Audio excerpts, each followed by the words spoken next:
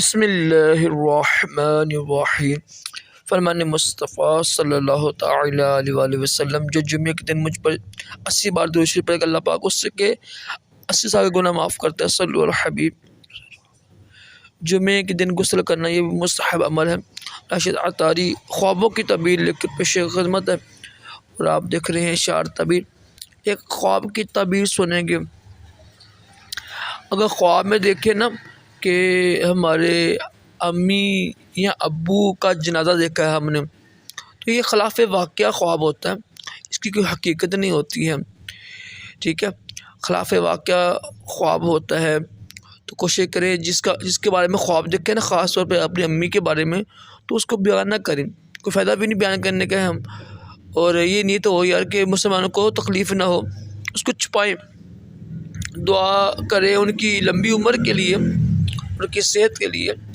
ایسے خواب عمومی طور پہ آ جاتے ہیں، اس کی وجوہات یہ ہوتی ہے، دیکھیں نا اگر ہماری امی بیمار ہو، اللہ نہ کرے، یا محلے میں کوئی فوت کی ہوئی ہو نا، کسی ضعیف بوڑھی عورت کی، تو ایسے خواب آ جاتے ہیں، کسی کی فوت کی ہو، ڈرامہ فلم دیکھیے اس میں یہ سین ہو، تو برکیف خلاف معمول یہ خواب ہوتا ہے۔ علم جفر میں اس کی تعبیر نہیں ہے۔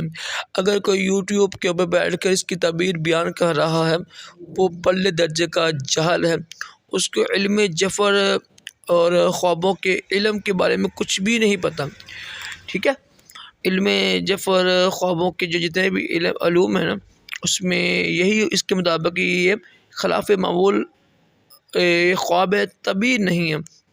ان کے لیے دعا کریں، ان کے لیے ان کو خواب بیان نہ کریں تاکہ ان کو تکلیف نہ ہو۔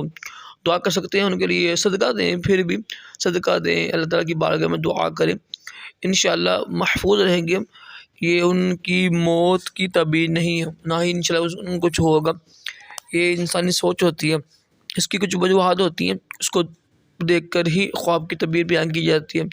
اللہ پاک ہم سب کو تمام جسمانی روحانی بیماریوں سے محفوظ رکھے، اچھے اچھے خواب دکھائے، برے خوابوں سے محفوظ رکھے، دور جہانوں کی بلائیاں عطا کرے۔